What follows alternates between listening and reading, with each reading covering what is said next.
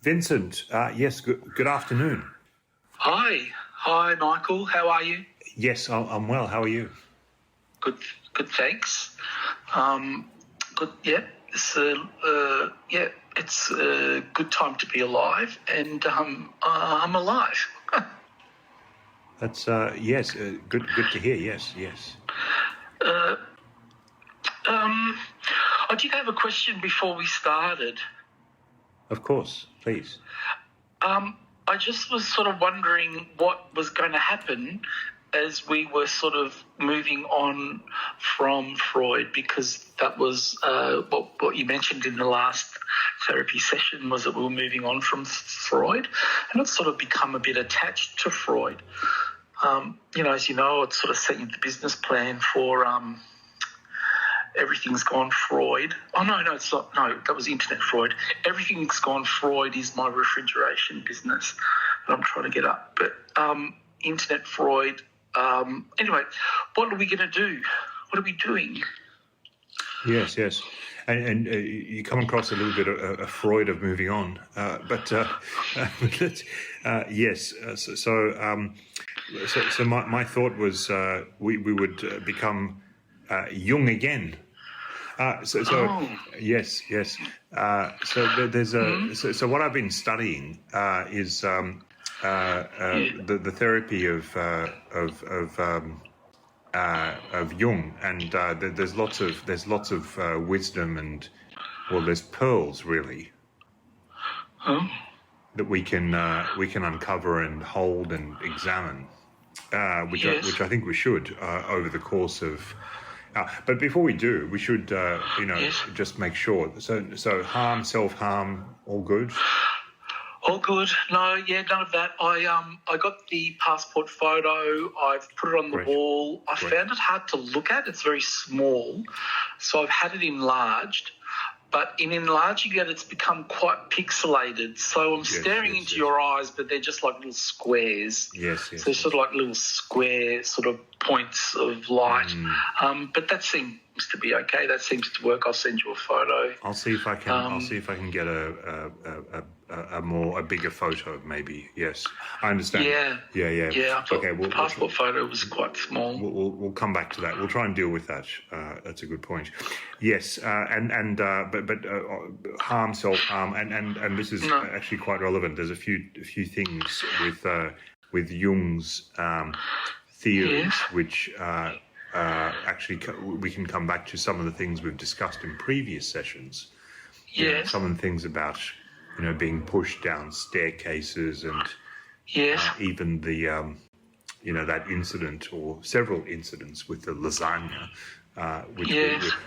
so we probably, now it's a good time to commence the session. So Vincent, what do you have to bring to the session today? My levels of anxiety are sort of stable in that they're high and they're staying there. And I have to say that they've gone up since our last session because I just don't know what happened. But, things are sort of moving along quite smoothly in spite of that. I am sort of having additional anxiety moments at my workplace because we're actually on strike, and I don't know what to do when you're on strike. Like, you sort of, is that a time for a holiday? I understand the principles why we are doing it, but then what do you do? When you're striking, yes. Yes, yeah. I see. So I'm sort of struggling with that. So what I've done is I've just sort of been doing other work in another company. Yes. Because I'm an entrepreneur. Yes. And yes, No, it's funny you mention that because I'd gone through my notes from our previous sessions, and you did in one of our earlier sessions when we talked about lasagna and the gender relations in your family. Yes. And we were talking about who got the bigger portions. Because you have siblings, and there was the masculine and the feminine, and all that, and there was some ambivalence on your part about who was who, but it doesn't matter. We can just move on from that. But you did say there was something that you said which I thought was very interesting. You said that your father was a worker, and needed more food. Yes. Yes. Well, yes, he did. He consumed a lot. He did, and I remember when I met you, I thought, well, there's a fellow that could, maybe lose a few pounds, but that's not the point. No. No. And of course, then you're like, my partner has the bigger piece of lasagna. I'm like, well, maybe that's not a bad thing, but again, that's not the point.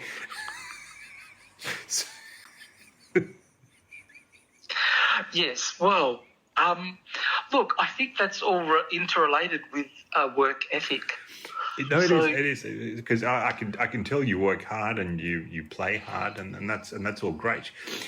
Yes. But now that you talk about striking. Yes. And obviously, so you're not working, but then you have this urge to work. Yes. And it really begs the question, is that urge to work, is that ultimately motivated by, the urge to eat? Yes. Right.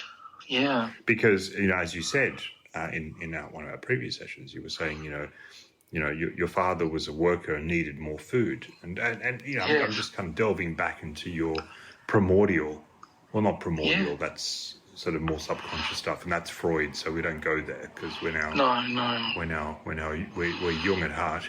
But I'm just wondering whether that's where this is all coming from, and where this is where your anxiety stems from. Is you want to work because the reason you want to work is because you want to eat, as opposed to the other way around.